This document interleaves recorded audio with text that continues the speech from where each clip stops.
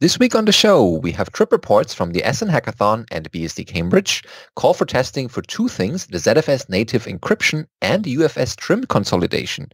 ZFS performance benchmarks we also look at for a new FreeBSD server, how to port your operating system to EC2. We have Vint Cerf about traceability and remote access console to a Raspberry Pi running FreeBSD. And more in this week's episode of BSD Now.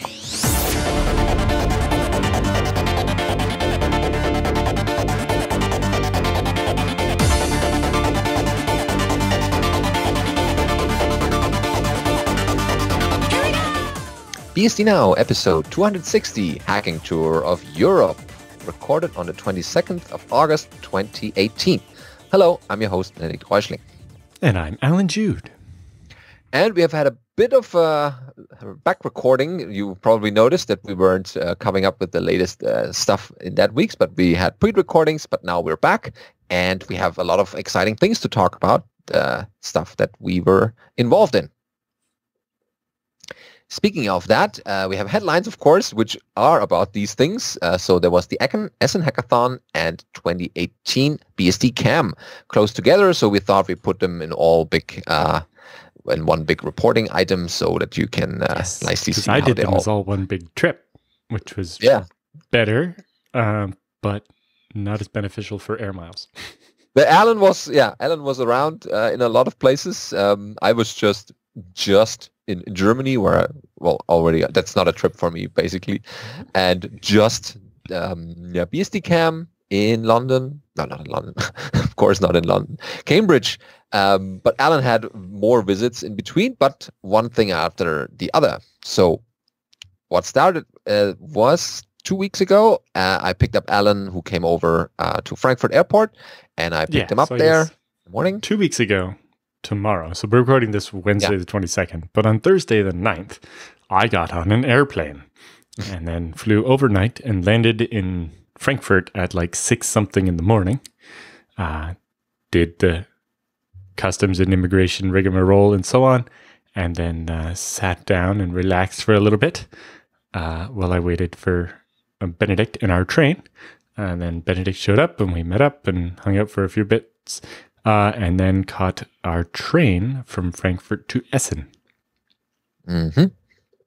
Yeah, so that's where the Linux Hotel is, where we had our hackathon over the weekend. So this is basically a hotel, with a couple of training rooms where people during the week do trainings for various IT topics, open source based. And on the weekends, those rooms are pretty much empty, so they can let people in and have community weekends. And that's what we did. We invited a couple of developers. They operated as a bed and breakfast, and basically open source projects can get a bunch of the rooms together for a much lower price than you would pay if you were a random tourist staring at it as a bed and breakfast. Yeah, exactly. And we have all facilities available. We can use the rooms, the Wi-Fi, the beautiful park. And that's what we did. Yes, there were some people staying at the bed and breakfast part, and I'm sure they were quite confused by our breakfast conversations. Yeah, what are these guys talking about in English and like just nerdy terms like that we don't understand? It's like, was that English or was that something else? Is that an alien language we never heard about? Yeah, it's called kernel speak. Yeah, it can be confusing if you're not in our circles, but I guess that's normal if you're in in our that's not to say we don't understand anything, but for the untrained ear, that's something unpronounceable or unknown. Anyway, so we arrived at the Linux Hotel quite early. So Benedikt and I kind of just sat in the park and enjoyed the sunshine for a bit.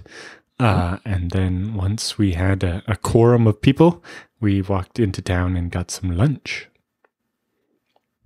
Yeah, and that was basically a pizza pickup, because by that time we were already 10 people. A couple of them arrived early, like we did. So that's half of the people who were supposed to arrive and actually did later this day.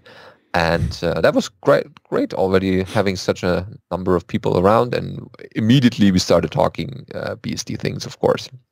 as you can imagine. Yeah, so we brought the pieces back to the Linux hotel and ate in the nice garden. I had to fight off some wasps so I could eat my pizza. I remember they were quite fancy of your drink. Your pizza they as were well. After my pizza, so I had to school them. But yeah, then we walked around a little bit because a couple of people weren't there before in the Linux hotel. It's you can walk through the park. There's a nice overview into the river, and then we headed back indoors because hackers, sunshine. And there we started a little bit of hacking. So that's they have a nice room with a chimney where the breakfasts are being served, and they are we could get drinks there. So it was a nice atmosphere, and we welcomed everyone who arrived during the day. And we had tasty Chinese food.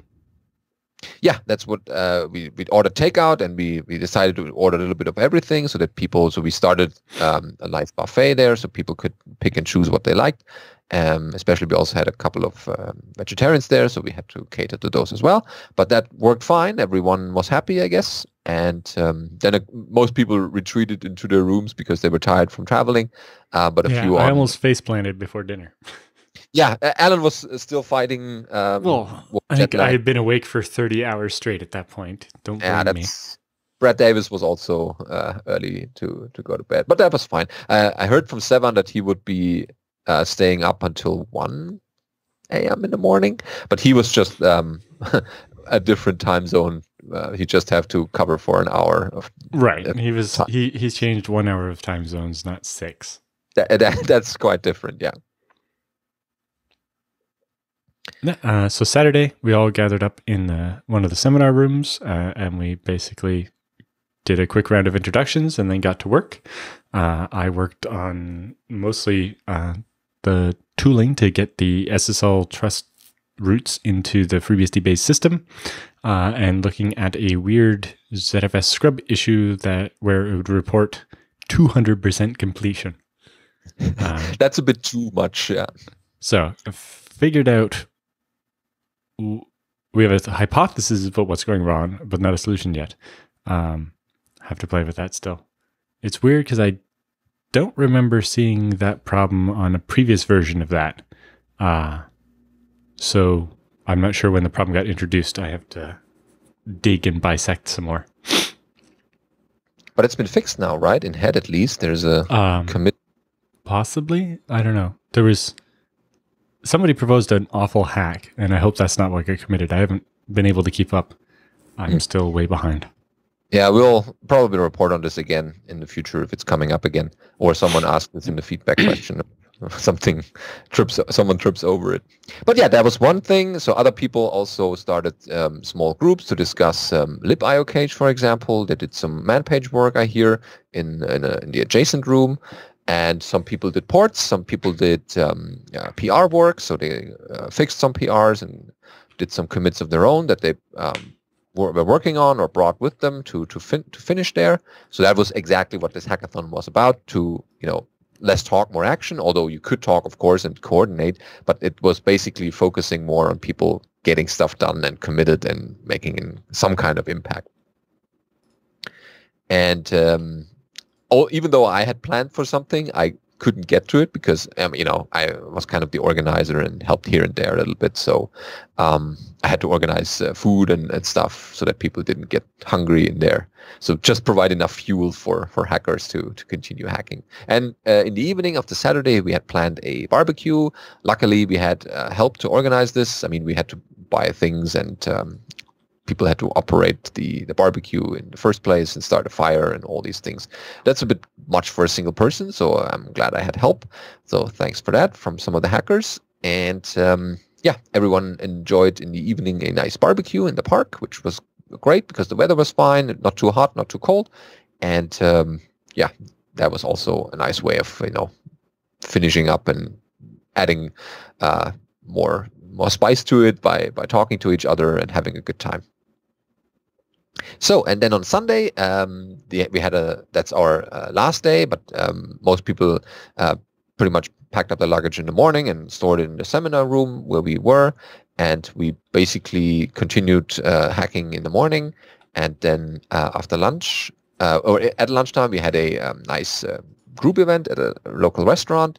That was a bit of, organized on the last minute because we had to make arrangements because the restaurant wasn't open on Saturday, but that was fine. We could move in there on Sunday, so that was just switched around to social event. And then we had back. A couple of people had to leave early, including myself, but a few of them, I met them again at the train station, heading to the Essen main train station. But yeah, well, there they are. I guess everyone had their own departure plans anyway, so that was a nice way of, bringing people together one more time at the lunch, and then everyone departed in their own direction. And the feedback that I got from the actual attendees, they liked it. They were overall happy with how it went, and even the new people were surprised what kind of things they did, and like the environment from the Linux Hotel. And we got a nice listing of the commits that were done at the hackathon. So we have this over at FreeBSD. Remember, this is from 2018, so if you see some entries from 2017, the previous years, those won't fit, but all the 2018 entries are pretty much what people did there, or as a result of that hackathon. Yep. Then, yeah, so Sunday, I rode home with Christoph. We went detoured to Leuven in Belgium via the Netherlands on the ride home, and had dinner there with some other FreeBSD people and some FOSDEM people. And then we went to Brussels and dropped off Nicholas and Anna because that's where they were staying. And then I went back to Christoph's house and we went to bed. It was late already. I guess so, yeah. And then the next morning I got up and basically rushed off to the train station, caught a local train to Brussels South and then the Eurostar to London. And then I managed to catch a fast train from London to Cambridge with 3 minutes to spare because the train was 4 minutes late. That's bad. Proud of that one. So there was that. And then I was in Cambridge, yeah. And then I decided to walk from the train station to Churchill, which is about a 50 or 55 minute walk. I got rained on in the middle a bit. Oh. In the middle, I did take a short break and had some lunch as well. Avoided some of the rain. And then as I was approaching Churchill, I noticed someone walking a little bit ahead of me, also with a suitcase and so on. So I, just thought, I think I know who that is. Sent a Threema message, and then suddenly the person stops and looks at their phone, and then turns around and looks at me. It's like, oh, hi. Excellent. Yeah. But I got into, checked into the college there. Part of the reason why I walked from the train station is if I had taken the bus or whatever, I would have gotten to the college too soon before check-in time. But by taking the hour walk with a half-hour break for lunch, I managed to arrive at check-in time. Yeah, the train station is a bit far away from where we're staying. Yeah. Well, I walked it. It wasn't that bad. In fact, I walked it with Christoph on the way back as well. Yeah, I remember the group of you leaving for the train station on the last day. Although Matthew took some shortcut we didn't know about and beat us to the train station somehow. Okay. Locals. Yeah, well, I had to walk so on, I got checked in and got caught up on, there was a bit of work stuff that had come up while I was in transit. As it usually does during the hackathons and during the conferences, more stuff keeps coming up. Oh, we forgot you were at the conference. Yeah.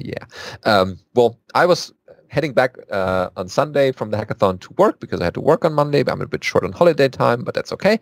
So one day of work didn't kill me too much. And then on Tuesday, I've headed to Frankfurt again, not to pick up Alan again, but to actually fly to London Heathrow, and then went to Cambridge. where I arrived on the Tuesday. So I didn't think it would take so long. So I thought about heading to the lab, but I already messaged people and they said no, they were about to come back. And so we met at the Churchill College and then went to the Maypole where the most people had an introductory pub. Yep. Dinner, was our, drinks. Pre-conference pub, basically. Yeah, that was nice to see people again and some new people. And it kind of gave you an idea how big this thing now is and how many people would show up on the next day, which is the official first day at the computer lab. So that was nice because, so Wednesday comes and a lot of people met also first in the breakfast room of Churchill College where most of us were staying. And then we walked to the computer lab, which isn't too far away.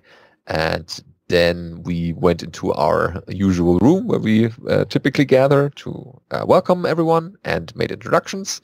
And that typically, since this was an unconference style, so there was no preset schedule or agenda, we did this for a couple of years now, and it's quite successful. So we basically discuss what people are interested in, and then from that interest, we try to form interest groups or working groups that want the most people that want to say CPU mitigation efforts, for example. If 10 people in the room will talk about this, then definitely that's a working group. Yep, we had quite a few working groups. We did a much better job than in some previous years of taking notes. I know I took the notes during the transport session.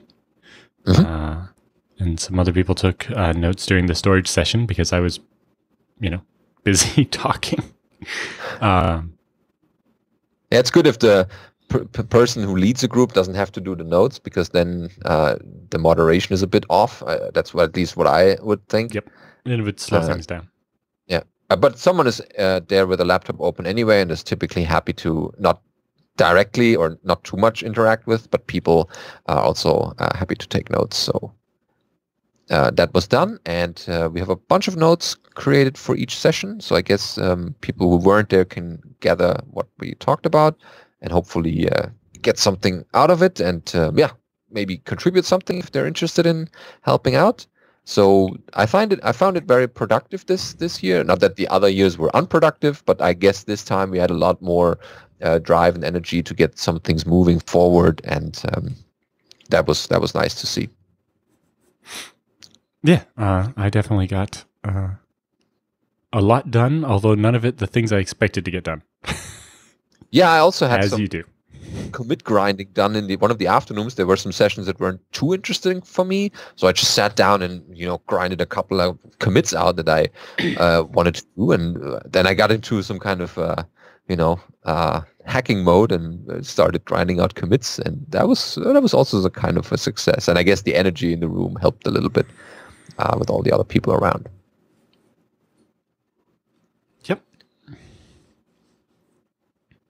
Yeah, so that was pretty much going on for 3 days, and on the Thursday evening we had a nice formal dinner at Trinity Hall. Sorry, that was nice with 3-course meal and some drinks before that. That was certainly nice, and people dressed up. That was interesting to see. You see these hackers typically in t-shirts and jeans. That's their hacking outfit. But then you go and to these formal dinners, and it's not a requirement, but people like to dress up a little bit there more. were still a good number of t-shirts and so on. People are traveling and so on. But yes, a number of people were dressed up, and that worked out nicely. Yep. Yeah, so I guess they will have us back because we behaved well and leave the place. I had never seen Christoph in a suit before. That was certainly, that was cool. Yeah, so kudos to that. And that was nice. And on the other days, we didn't have any organized dinners, but people formed small groups and went into town there, into the pubs. That was typically a nice way of ending the day. And we want to give out a special thanks for all the organizers of BSDCam for making it happen and providing all the rooms, the power supplies, and all these things that make this event such a success. And we also want to have a special mention for a certain Robert Watson and his family. So even though he could not be there, he had a good reason to miss that actual event in his home university. They had their first child born at the beginning of the week. At least that's what I could gather from Facebook that people showed me. So congratulations and best wishes to all three of them. And we hope to see all three maybe in the future. Who knows? So yeah. Yeah, so these events happened. And now we have a new item, call for testing, ZFS native encryption for FreeBSD. A lot of people have been waiting for this. Yeah, so this is a port of the ZFS on Linux feature that provides native crypto support for ZFS, and it's now ready for initial testing on FreeBSD. So most of the work for the port here was done by Sean Eric Fagan, and then organizing the call for testing mail is from Matt Macy. But basically this provides the ability to encrypt individual data sets with different keys. So you can say, I don't want to encrypt everything, but my home directory, I want that encrypted. And maybe this database over here should be encrypted. And you can have different keys. One of the nice things about the way this version is designed is you can unload the key when you don't need the dataset. So you can unmount the dataset and not have the key loaded, meaning your data is actually at rest and actually encrypted. Whereas, with full disk encryption, either the computer's on or the computer's off, basically, right? And if the computer's on, then somebody can read the data off the machine. But with this feature, you can unmount data when you're not using it, and then therefore not have the issue of the data being accessible. The other nice thing is scrub and resilver, etc., work even when the encryption key is not available. Of course, yeah. So basically what happens is the checksum field gets split in half. The first half is your regular checksum, and the second half is the MAC of the encrypted data. This means that a scrub is still able to check the checksum of the encrypted data and be able to recover and resilver and so on without having to load the key. And when you load the key, it can still also check that the plain text has the correct content. That's good, because the scrub basically doesn't care whether it's encrypted or not. It just wants to make sure that the checksums are still the same. Yeah. In the end, it gives you the ability to, have your secret data stay secret a lot better than full disk encryption does. But if you are especially paranoid, full disk encryption might be better because everything's encrypted. With this feature, top level pool stuff is not encrypted, and a lot of the system, like ZFS metadata, not your file metadata, but the ZFS metadata is not encrypted because it needs to be able to read it to know how to encrypt and decrypt the other stuff. So it works nicely if you have a couple of individual data sets you want to have encrypted, possibly with different keys, but it's not the same idea as full disk encryption. Mm-hmm. Anyway, if you would like to know more about how it works, there's a link to the ZFS on Linux commit that originally brought it in, but I also provided links from the OpenZFS Developer Summit from 2016 with both video and slides of an overview of how it all works and what some of the decisions that were made are and how it differs from the Oracle version. Mm-hmm. Oh, speaking of that Dev Summit, that is just 3 weeks away from now. So in case people are... yes. So people should, if they're interested, should go there. Yep. And just a warning for this call for testing. You probably want to test in a VM or with spare disks, etc. Pools created with this code or any pool where you run zpool upgrade with this code will have this feature activated, and you won't be able to import it on a pool that doesn't have the encryption feature. In the final version, the warnings will be less severe and it'll probably be okay. But in the meantime, you do have to watch out. This testing version is not the final version and things might change. And so you don't want to put all your production data on that and then have it get stuck or something. Mm. Yeah, that's good to know. But definitely test this, and the better it's tested, the more likely it is that bugs are found or that it's been integrated faster. Yes, it'd be good to find the bugs in test pools instead of live ones. Yeah. And Okay. the work to bring that feature over from Linux to FreeBSD was funded by IX Systems. Yeah. ixsystems.com/BSD now and check out their ebook on how open source storage is disrupting the enterprise market. Yeah, especially with features like ZFS. That is what IX Systems has been focusing on for a while, and their servers and supporting work in ZFS areas. And you can get a nice ZFS storage server from them, or you just call them up and say, hey, I have this future project that needs X servers or should run X software X, and what kind of solutions can you build me, and what kind of hardware would be best for this kind of scenario? And then they will recommend exactly the components, or tell you, oh, this needs a little bit more CPUs, or this would need a little bit more RAM because it's more like an in-memory thing. Then they will build exactly that solution for you, and just don't put something down from the shelf. Yep. So head over to ixsystems.com/BSD now and check them out. Say thank you for encrypted ZFS and tell them we sent you. Yeah, that's a good way of saying thanks for the efforts. I mean, they also sponsor MeetBSD later this year and other conferences where they not only show their presence but also what they do for the community and as a product vendor. Mm-hmm. Okay, more call for testing. We have in UFS. This one. Yes. UFS, which wants you to know that it's not dead yet. It's there. Yeah, it's been worked on. So there is something coming down that Kirk McCusick has been posting to the mailing list. And so Kirk McCusick, who wrote the original fast file system back in the 80s? Way back when, yeah, but it's still 70s. Posts to the FreeBSD mailing list looking for testers for the new trim consolidation feature.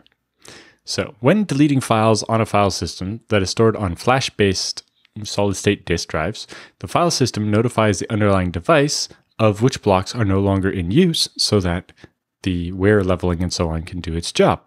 The notification allows the drive to avoid saving those blocks when it needs to flush and zero out sections of the flash. These notifications are no longer being used blocks are referred to as trim notifications. In FreeBSD, trim notifications are sent to the file system, or from the file system to the drive using the bio delete command, one of the basic operations. Until now, file systems would send a separate message to the drive for each block of the file that was deleted. So a gigabyte file being deleted would result in over 3,000 trim messages being sent to the drive. This burst of messages could overwhelm the drive's task queue, causing multiple second delay on read or write requests because it's going to do those 3,000 other requests first. And some drives are pretty slow at doing trims as well.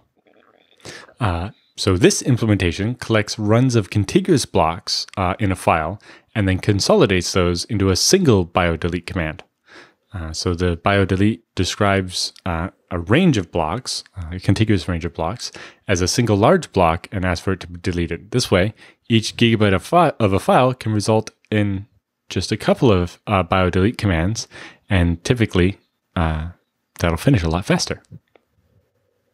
Though these large biodelete commands take longer to run, they do not clog up the drive's task queue, and so read and write commands can intersperse them, and you won't end up with this long delay because you just deleted some data.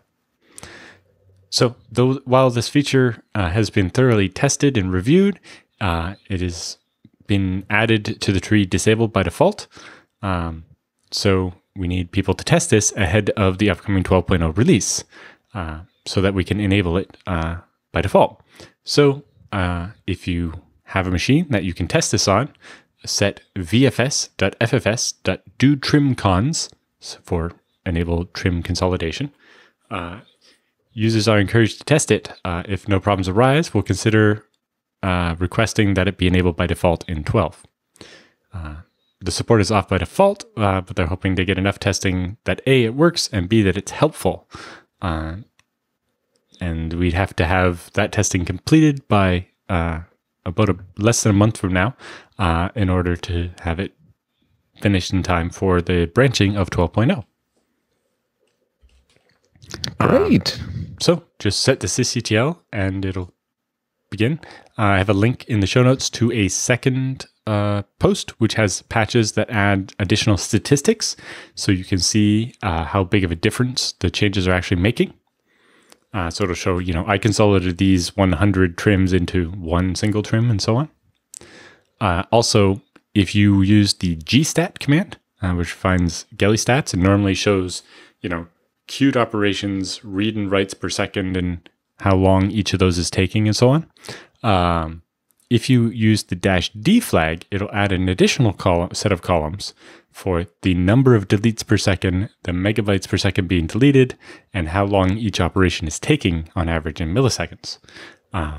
So with that, you'll be able to see a big difference kind of before and after doing these trim deletes.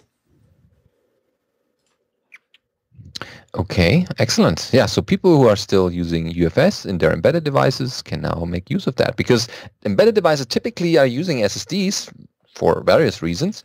And yeah, this is a nice way of using that in their UFS environments. Very nice.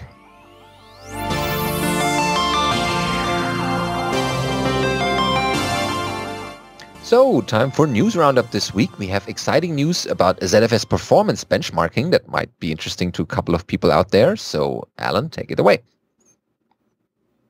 Yep, Aravind Sampath Kumar, who's a performance engineer in sysadmin, did a post about some simple benchmarks that he did on a new FreeBSD and ZFS file server before he put it into production. He says, this is not an all-in post about ZFS performance. I built a ZFS file server on FreeBSD recently at work, and it will serve as an offsite backup server. I wanted to run a few synthetic workloads on it and look at how it fares from the performance perspective, mostly for curiosity and learning purposes. As stated in the notes about building this server, performance was not one of my priorities. As this server will never face our active workload. It's just for backups. What I did care about with the server is the ability to work with rsync and to keep the data synchronized with our primary server. With that context, I ran a few write tests to see how good our solution is and what we can expect from it in terms of performance. So basically, they just did some simple FIO benchmarks, but because they're a performance engineer, they were aware of some of the specific issues and did some things right that will make a much bigger difference in the performance benchmarks they get. The first one is they set the block size in FIO to 128 kilobytes to match the default record size in ZFS. Mm-hmm. Previous customer I saw who was having some trouble was using a block size of 4 kilobytes, while the dataset had a record size of 128 kilobytes. This results in you have this 128K block, write the first 4K of it, then you would read that 4K, and then write 8K, and then read that 8K and write 12K, and then read that 12K and write 16K, over and over and over again, and copy on write it. And because it's inside the same record, you actually copy that data every time. And then what this was doing, because they had trim support enabled in ZFS, they would constantly be deleting the old copies of the block, right? Once they read the 4K and write the 8K version somewhere else, they then free the 4K version, and then the 8K version, and then the 12K, and the 16K, and so on, up to 128K, until they were actually saturating the IOPS that they were allowed in their VM, just doing deletes. Because in ZFS, the deletes are delayed, it waits, I think, 32 transaction groups or so before it starts doing the freeze, so that a block that gets quickly overwritten doesn't end up getting trimmed to avoid doing extra work. They would see really good-ish performance for a while, And then as soon as the benchmark had been running long enough that the trims from the beginning would start happening, the performance just fall off a cliff. Bad. And they were like, what is this? Why does it work great for the first 2 minutes of the benchmark and then go really bad? And I was like, oh, well, it's doing all these deletes. So disable trim, and that helped. And then I was like, oh, well, if you just set the record size of the data set you're running FIO on to 4K, you won't generate the deletes in the first place. And then suddenly they were like, oh, that's even better performance than we were looking for. But anyway, so making sure the block size match was a big difference there. The other thing to consider are the compressibility.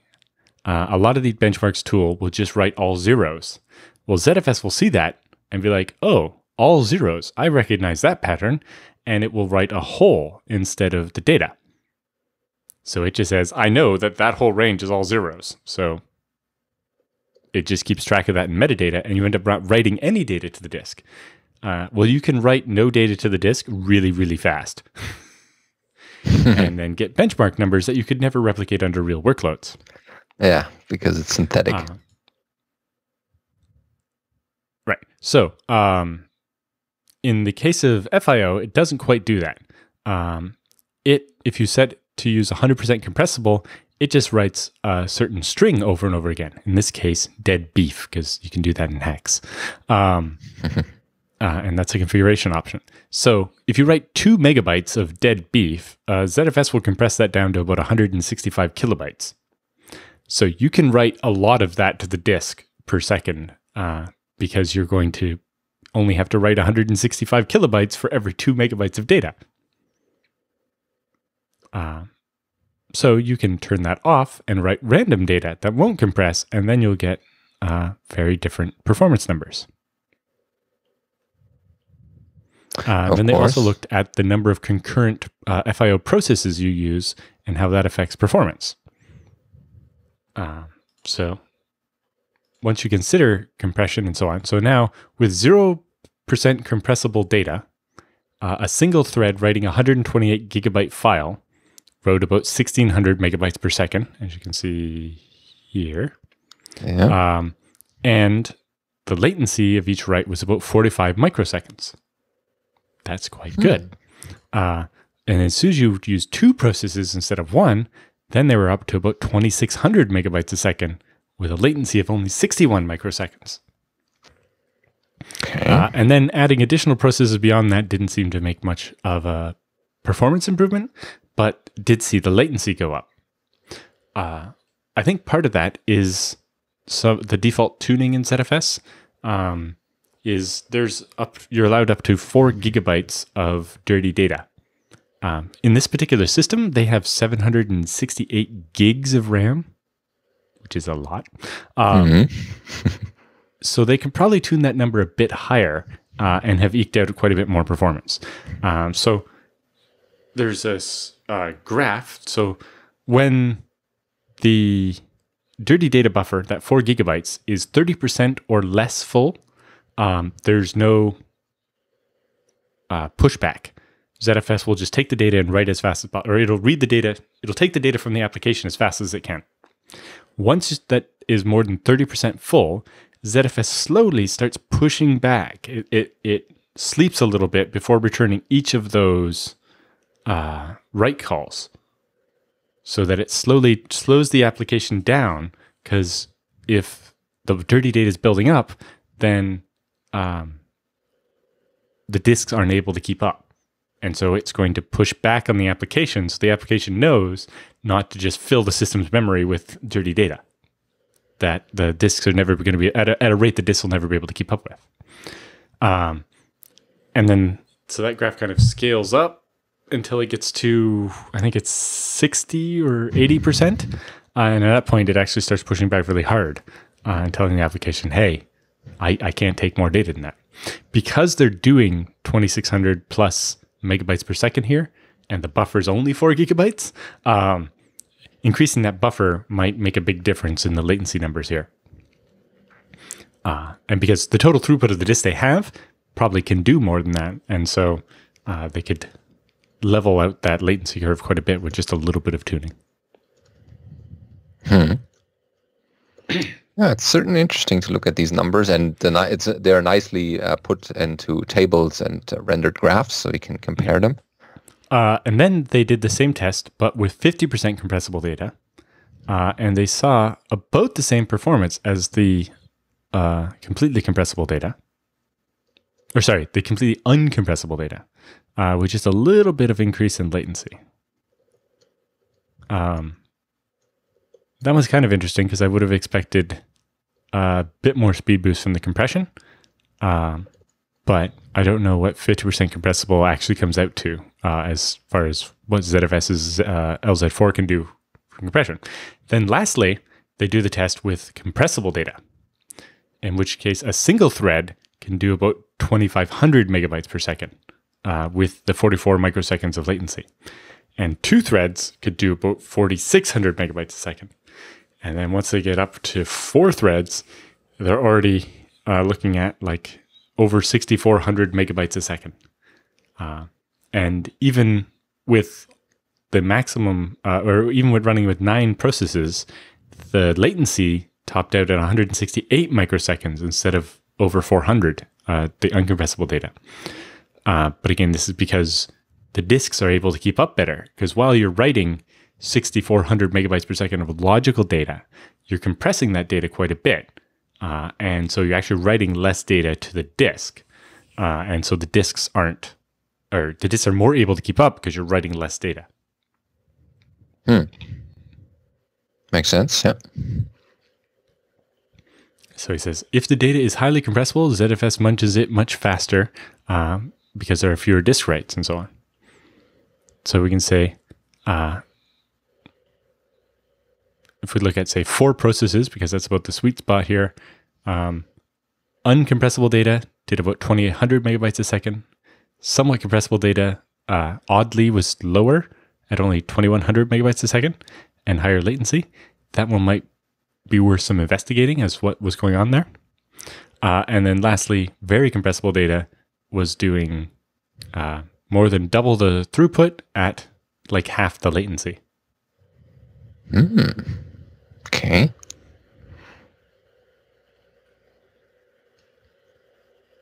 So that was quite interesting. And then they also have some HTOP output here showing all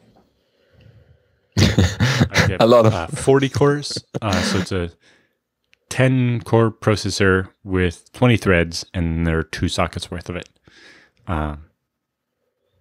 And as you see, none of those are saturated. So they had some overhead still, or some headspace.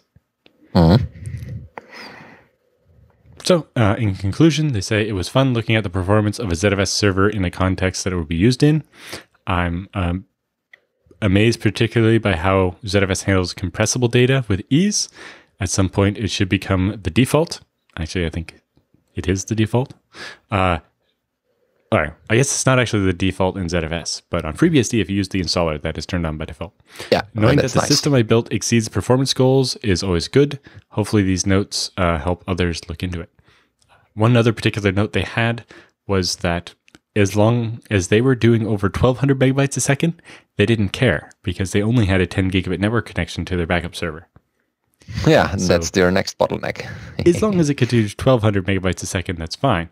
Well, uncompressible data does more than double that, and compressible data does like 6x that. So they're quite happy. Oh yeah, I'm sure they are. And yeah, having that as a nice way of knowing what the performance is and having the data to confirm that is nice to argue about it and, confirm these. All right, next up is how to port your operating system to EC2 by Colin Percival.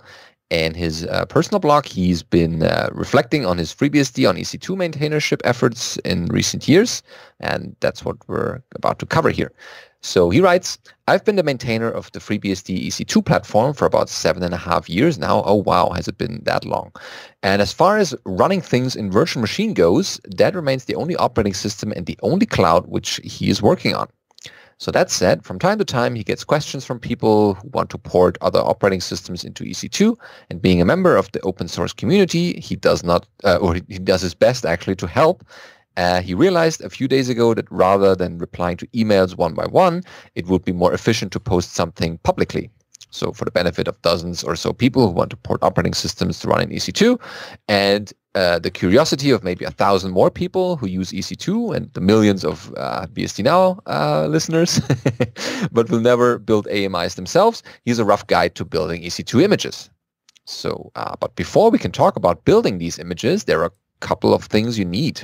So first, your operating system needs to run on x86 hardware, 64-bit, aka AMD64 or x86-64. That would be ideal, but he writes it managed to also run 32-bit FreeBSD on 64-bit EC2 instances, so at least in some cases that's not strictly necessary.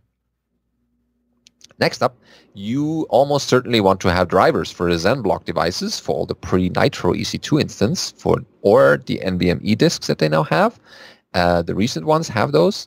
Typically or theoretically, you would make do with these since there's some ATA emulation available for bootstrapping.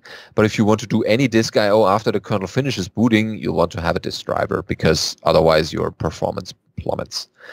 Similarly, you need support for the actual Zen network interface for the older instances, Intel 10 GB SR IOV networking, like some newer pre-intro Nitro instances, or Amazon's ENA network adapters, or these Nitro images. Unless you plan on having instances which don't communicate over the network, which is kind of useless, I guess. So the ENA driver, he writes, is probably the hardest thing to port since as far as he knows, there's no way to get your hands on the hardware directly, and it's very difficult to do any debugging in EC2 without having a working network. So finally, the obvious, you need to have an AWS account and appropriate API access keys. That's a requirement, of course, yeah. So then you start building the disk images. And that requires building an AMI, so an Amazon machine image. He wrote a simple tool for converting disk images into EC2 instances, which is BSD EC2 image-upload. So yeah, BSD EC2-image-upload to be correct. And it uploads a disk image to Amazon S3, their storage system, makes an API call to import that disk image into an EBS volume, and then creates a snapshot of that volume, which then registers an EC2 AMI using that snapshot. So to use the BSD EC2 image upload tool, you'll first need to create an S3 bucket for it to use on a staging area. You can call it anything you like, but he recommends that you create it in a nearby region for performance reasons, and that you set an S3 lifecycle policy that deletes the objects automatically after 1 day, since that upload doesn't clean up the S3 bucket automatically, and those objects are useless once you've finished creating an AMI, so you don't have them lying around. Boot configuration, that's next. So odds are that your instance started booting and got as far as the bootloader launching the kernel, but at some point after that, things went sideways. So we start the iterative process of building disk images, turning them into AMIs, launching said AMIs, and seeing where they break. Some things you'll probably run into here. EC2 instances have two types of consoles available to them, a serial console and a VGA console, or rather an emulated serial and emulated VGA. So if you have your kernel output go to both consoles, he recommends doing that. If you have to pick one, the serial console, which shows up as a system log in EC2, is probably more useful than the VGA console, which shows up as an instance screenshot, since it lets you see more than one screen of logs at once. But here's a catch. Due to some bizarre breakage in EC2, which he's been complaining about for 10 years now, the serial console is very laggy. If you find that you're not getting any output, wait 5 minutes and try again. Oh, 5 minutes is a long time. Oh, wow. Okay, so you may need to tell your kernel where to find the root file system. On FreeBSD, we build our own disk images using GPT labels, so we simply need to specify in etc fstab that the root file system is on /dev gpt/rootfs. But if you can't do this, you'll probably need to have different AMIs for Nitro instances versus non-Nitro instances, since Zen block devices typically show up with different device names from NVMe disks. But on FreeBSD, he also needs to set the vfs.root.mount from kernel environment for a while. This is also no longer needed on FreeBSD, but something similar may be needed on other systems. Then you will need a functioning network, or enable the networking in the first place using DHCP. That's easy on FreeBSD. This means placing ifconfig_default equals sync DHCP into your rc.conf. Under other systems, we'll have other ways of specifying network parameters, and it will be necessary to specify a setting for the Zen network device, Intel SRIOV network, and the Amazon ENA interface, so that you'll have the necessary configuration across all EC2 instance of types available. And you almost certainly want to run on SSH, because secure connections, so that you can connect into newly launched instances and make use of them. Don't worry about setting a password or creating a user to SSH into yet. We'll take care of that later. Now, EC2 configuration. It's time to make the AMI behave like an EC2 instance now. So in this case, or to that end, you prepare a set of rc.d scripts for FreeBSD. Most importantly, they print the SSH host key to the console so that you can verify actually that they are correct when you first SSH in. Remember, verifying SSH host keys is more important than flossing every day. That's from a tweet of his. That's kind of a reminder here. Yeah, so then download the SSH public key you want to use for logging in and create an account by default EC2-user with that key set up for you and only you. Fetch the EC2 user data and process it via config init to allow you to configure the system as part of the process of launching it. And if your OS has an RC system derived from NetBSD's rc.d, you may be able to use these scripts without any changes by simply installing them and enabling them in rc.conf. Otherwise, you may need to write your own scripts using his as a model. So then, the first boot scripts. A feature that he added to FreeBSD a few years ago is the concept of first boot scripts. So these startup scripts are only run the first time a system boots. The aforementioned config init and SSH key fetching scripts are flagged in this way. So if your operating system doesn't support the first boot keyword on RCD scripts, you'll need to hack around that. But EC2 instances also ship with other scripts set to run on the first boot. Like FreeBSD update will fetch and install security and critical errata updates and then reboot the system if necessary so that you have the latest and greatest version. The UFS file system on the boot disk will be automatically expanded to the full size of the disk, which makes it possible to specify a larger size of disk at EC2 instance launch time. And third-party packages will be automatically fetched and installed according to a list in etc rc.conf, so you can get your favorite software installed already. This is most useful if config init is used to edit the rc.conf, since it allows you to specify packages to install. And while none of these are strictly necessary, he finds them extremely useful and highly recommends implementing similar functionality in your systems. And he made, at the end of his blog post, there's a bit more details, but we cut it a little bit, a call for support of his work. So he hopes that you find this useful, at least very interesting to get started. Please consider supporting his work in this area. While he's happy to contribute his time to supporting open source software, it would be nice if he had money coming in, which he could use to cover incidental expenses like conference travel, so that Colin didn't end up paying actually to contribute to FreeBSD. And yeah, so thanks, Colin, for all your works in this area. A lot of people are using it and are probably not aware of what kind of work this involved over 7.5 years already. And yeah, hopefully you get a bit more help there and other people get the idea of how they can port their operating system to EC2. If all that sounds like a bit of work, if you just go to digitalocean.com and click a button, 55 seconds later, you'll have a FreeBSD VM. They did all the work, the hard work already for you, so you can just start. Exactly. Yeah, that's what they did. So if you head over to do.co/BSD now, this is very close to your last chance to get a $100 credit for 60 days and try it out. Yeah. But if you already have an account, you can use our special coupon code FreeBSD now, all one word, and that'll add $10 to your existing account. Oh, yeah. And with that $10, you can get a VM with 2 gigs of RAM, 1 virtual CPU, 50 gigabytes of disk, and 2 terabytes of internet transfer. Or for just $15, you could make that 3 gigs of RAM or 2 vCPUs, and 60 gigs of disk and 3 terabytes of transfer. If you're not doing video streaming and stuff like I do, I don't know how you would go through 3 terabytes a month on your virtual server. Yeah, and you can already do a couple of things on this. Even if it's a small instance, it has a lot of features already. And if you are if you already know what you want, you can also start the pre-built images, like that has a MongoDB database in it, or a blog software that you can just run and configure to your liking, so you don't have to spend much time configuring it.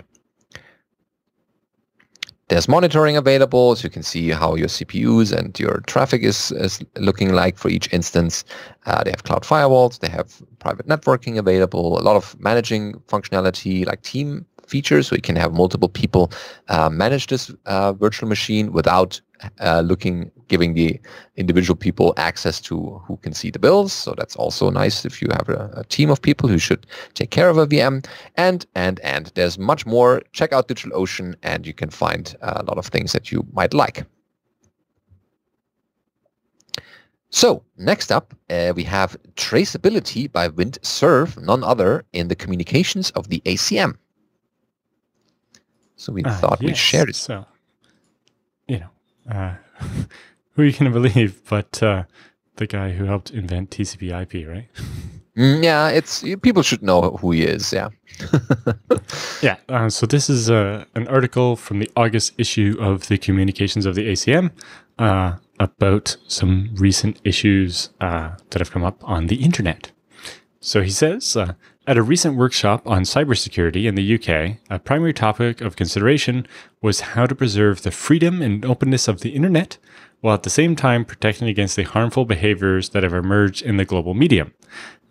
This is a significant challenge that cannot be overstated. The bad behaviors range from social network bullying to misinformation, down to email spam, to distributed denial of service attacks, cyber attacks against infrastructure, malware propagation, identity theft, and a host of other ills requiring a wide range of technical and legal considerations. That these harmful behaviors can and do cross international boundaries only makes it more difficult to fashion effective responses and laws. In other columns, I have argued for better software development tools to reduce the common mistakes that lead to the vulnerabilities that are being exploited. Here, I want to focus on another aspect of response related to law enforcement and tracking down perpetrators. Of course, not all harms are, or perhaps are not yet, illegal, but discovering those who caused them may still be warranted. The recent adoption and implementation of the General Data Protection Regulation, or GDPR, in the European Union creates an interesting tension because it highlights the importance and value of privacy, while those who do direct or indirect harm must still be tracked down and have their identities discovered.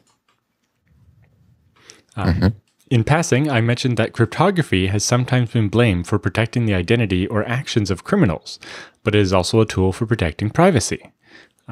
Arguments have been made for backdoors to cryptographic systems, but I am of the opinion that such proposals carry extremely high risks to privacy and safety. It is not my intent to argue this question in this column. What is of interest to me is the concept to which I was introduced at the workshop, specifically differential traceability. The ability to trace bad actors to bring them to justice seems to me an important goal in a civilized society. The tension with privacy and privacy protection leads to the idea that only under appropriate circumstances can privacy be violated. By way of an example, consider license plates on cars.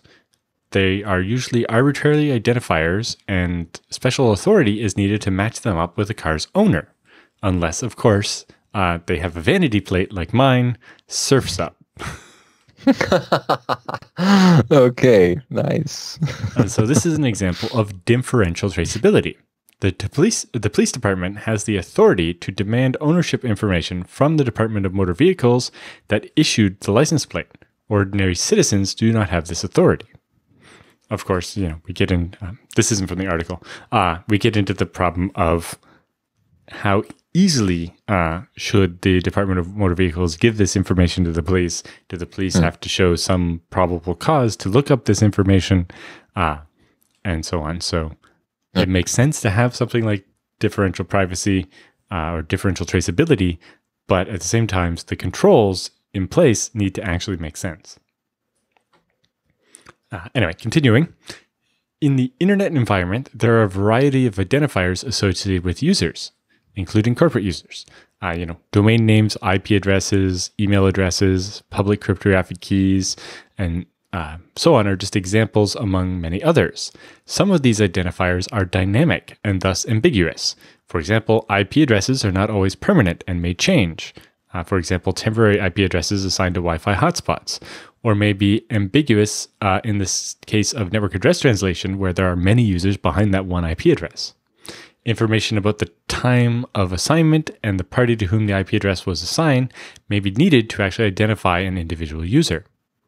There has been considerable debate and even a recent court case regarding requirement for domain registrars and users in the domain whois database in the context of the adoption of GDPR.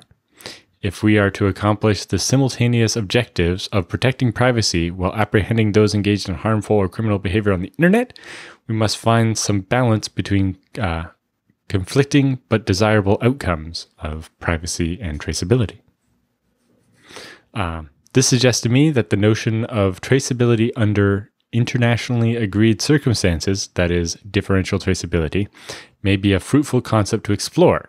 In most societies today, it is accepted that we must be identifiable to appropriate authorities under certain conditions. Consider border crossing traffic violation stops as an example. While there are conditions under which apparent anonymity is desired and even justifiable, for example, whistleblowing, absolute anonymity is actually quite difficult to achieve, another point made at the workshop, and might not be absolutely desirable given the misbehaviors apparent that anonymity invites. I expect this to be a controversial conclusion, and I look forward to subsequent discussions. Mm-hmm. Yeah, this is certainly an issue that a lot of people are affected by, or at least should be concerned about. And the other problem you have is how do you, especially when you get to the international scale, deal with the fact of, what one government considers to be reasonable cause for differential traceability doesn't necessarily match with others. Yeah, it's difficult at an international level to across borders, and that makes the internet also an interesting place to be. Yep. Anyway, I just thought that was an interesting thing to get everybody thinking about. Yep. Something more practical oriented is the next item, a remote access console using FreeBSD on an RPi 3, which is the Raspberry Pi 3. The 3B Plus that they did is a little bit of an upgrade of the traditional, or the one they call the Raspberry Pi 3. This is over at blackdot.be. And starts with our friend and FOSDEM booth neighbor, Jorge, has posted a tutorial on how to create a remote access console for his SmartOS server and other machines in his home lab. Oh, excellent.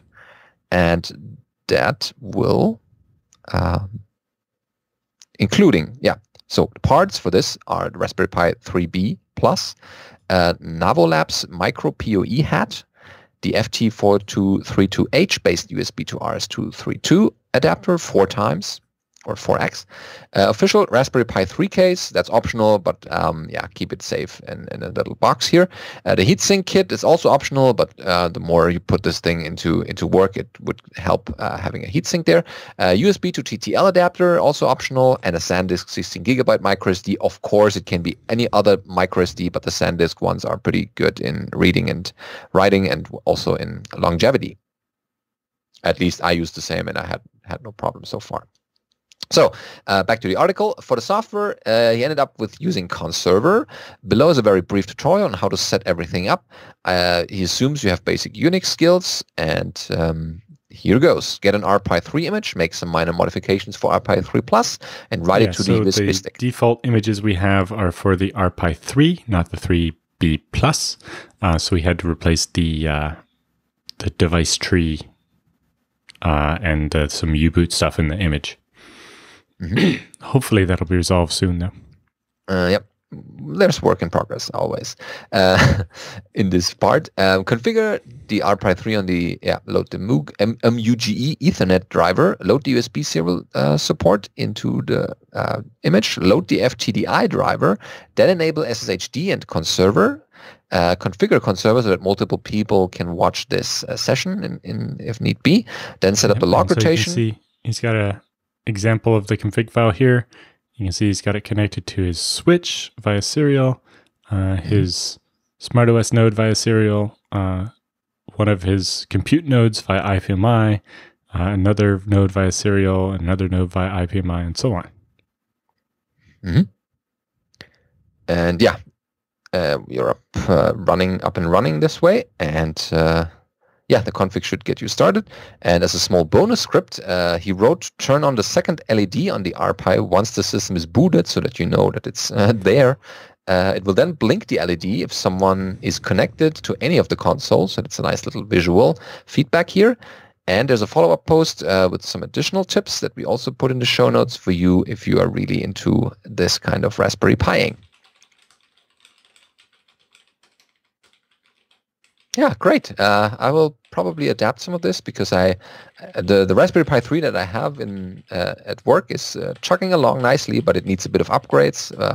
So I move some of the services temporarily out of that, and then we'll update the little thing, and then have a small subset of services running on that one. But so far, I'm happy with the Raspberry Pi 3 and FreeBSD running on it. No problems.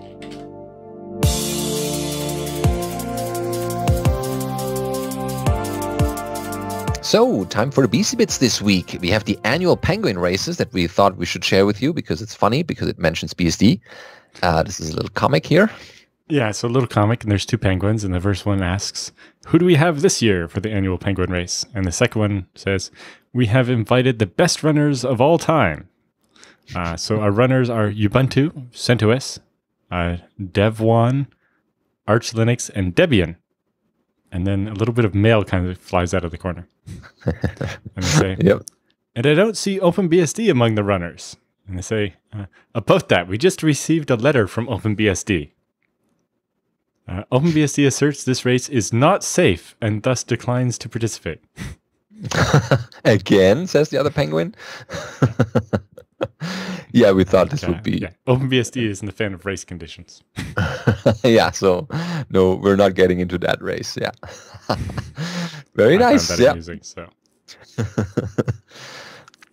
Yeah, that's cool. So next up is MSCGen, Message Sequence Chart Generator. So what does that do? So this program and the language it parses have been inspired by the GraphViz dot program. But in this example, you can make diagrams very easily. So for example, the second one here, they have showing data block 1, data block 2, and data block 3 being sent from the client to the server. But data block 2 didn't make it. So the server sends back an acknowledgement of data block 1 and a negative acknowledgement on data block 2. And then data block 2 is sent, and then the client or the server acknowledges data block 3, which means it knows it has received 2 and 3, and so on. But you can see how you can create that in a very short script. Yep, very nice. That's it has a more detailed explanation of how you can do all kinds of interesting things with it. Yeah, not just communications, but also putting it a little bit further. Yeah, cool. If people want to visualize a lot of people or systems chatting with each other and who sent which messages at which time, that's a good way of visualizing that. Yep. Yeah, next up we have a little tuning here for FreeBSD. So we have a review here. This patch makes FreeBSD boot 500 till 800 milliseconds faster. Please test on your hardware. So this is from Colin Percival's effort to make the boot faster that he's been talking about since the beginning of the year, Asia BSDCon, and even way before that. So it says, this patch will keep a record of the most recently drawn character and the foreground and background colors for that text in the bitblit text function, and compare those values to this cache and won't redraw a character if it's not actually changed. because he found that when booting a large ET2 instance with many CPUs, redrawing the screen, especially the right side where nothing had changed, because all the text is on the left side, was using a lot of time. And with this patch, the time to boot that EC2 instance, the time spent doing printfs in that type of instance during boot dropped from 1200 milliseconds to 700 milliseconds. He also expects the results to be even greater on laptops with very high resolution screens. I think his laptop, he has the Galago Pro 4K. 70. Yeah, he's got a 4K monitor on his. So the time spent on his laptop went from 970 milliseconds to 155 milliseconds. Oh, that's nice. Yeah, so it's not just for servers or virtual machines. So people should test this on their hardware and hopefully see a little bit of more improvement there in printing speed. And there's more. We have another thing that's been recently committed. The Arc for Random in FreeBSD got replaced with OpenBSD's Cha-Cha 20 implementation. Yeah, I know this has been in the works for a number of years. I'm not sure how it got stalled, but it has finally finished now. And all of userland in FreeBSD will use Cha-Cha 20. Excellent, yeah. That's one area catching up or putting stuff from OpenBSD that's been used for a while and it's been tested well and I think used it's been used for a while. in other parts of FreeBSD for quite some time. Yeah, and then Arc for Random is just another missing bit in that part of changes. Well, no, so that's even the Arc for Random, I think in the kernel's been replaced with Cha-Cha 20 for some time. It was just a userland or something. Oh wow! But even better. The bug about this dates back to 2013, and it's been in progress since then. Yeah. But for me, it's a sign of activity in the sec team area, not just dealing with stuff that's coming up, but also finishing up. In particular, at some point, we do need to look at replacing sec team with like a security engineering team that works on features and code, and a sec team that's more responsive to dealing with individual, like the issues as they come up kind of thing. Because yes, in particular, I can see even back a year and a half ago, there's Dag Erling saying, "Holy flying spaghetti monster, I thought this was committed ages ago." And so on. Yep, very nice. Cool. Thanks for having that. A good chunk of this landed in March of 2017, and then some more of it in May of 2017, and so on. Yeah, there were bits here and there, but the final piece is this, and it's great. We have it now. Yep. Next up, there is a dev summit happening the day before MeetBSD or in conjunction with MeetBSD, so people can sign up for this. The FreeBSD Foundation have put up a registration system, and people can subscribe to it if they're interested in joining the dev summit. That's mostly for FreeBSD devs, but if someone wants to be included, we can, I guess, have them as guests. If you work on FreeBSD as a developer, then especially if you work at a vendor, we very much would like to have you there and hear from you. Mm-hmm.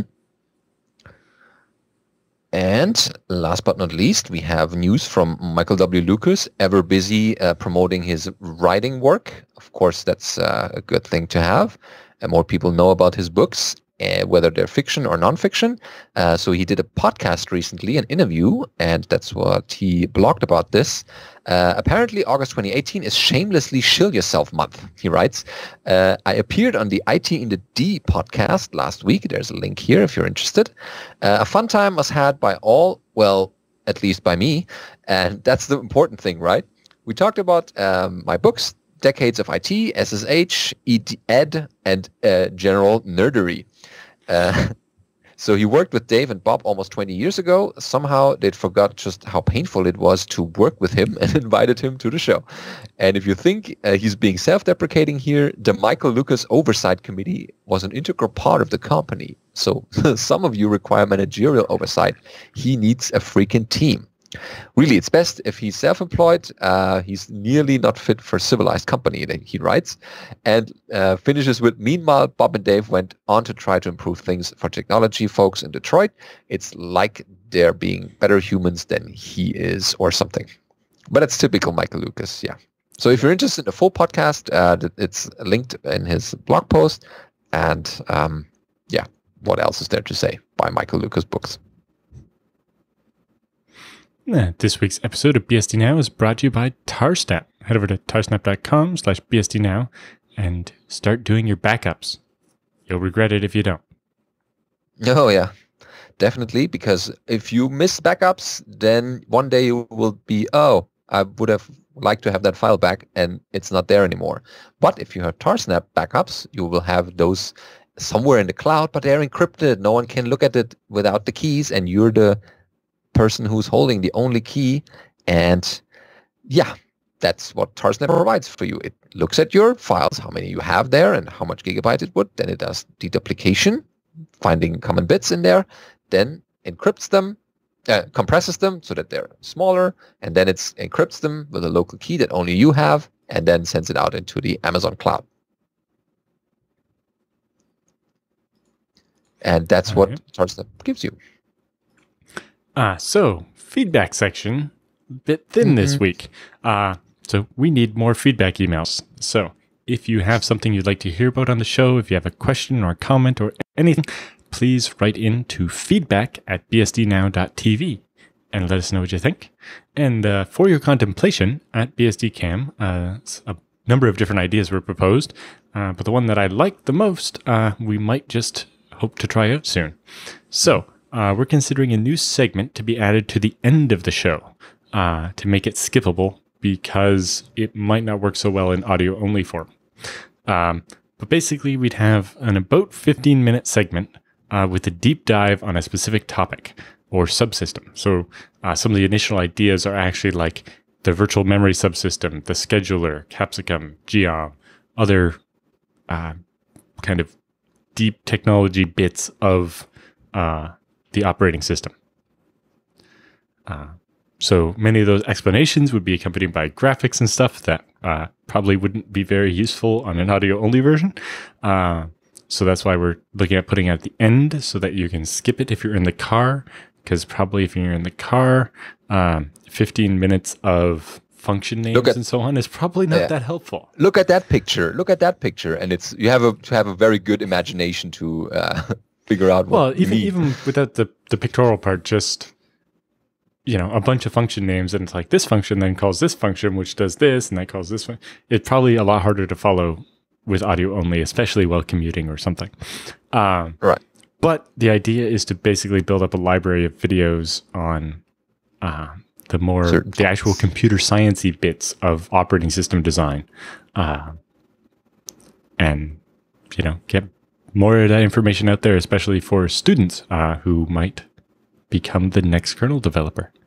Yeah, who knows who's watching this episode or this podcast to get into their own version of BSD and involved in the project by just listening to these and getting a little bit more understanding and explanations about certain parts that they will probably do for Google Summer of Code maybe, or contributing on their own.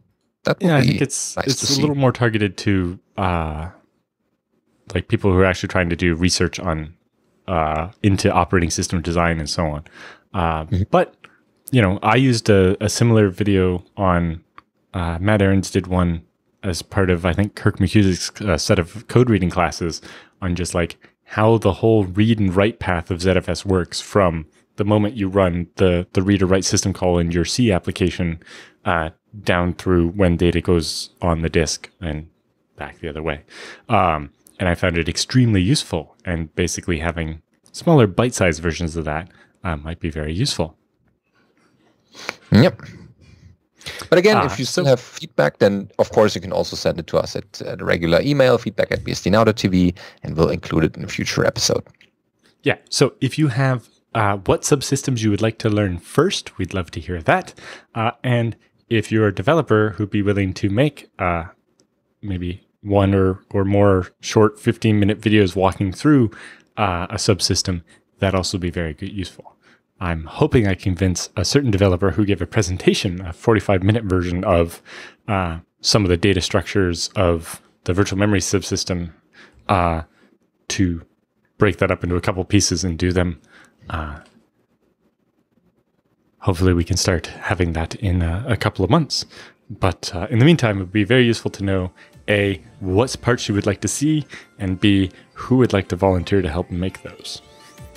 Yeah. Watch this space. We'll have more information in future episodes. And yeah, see you next time. See you next week.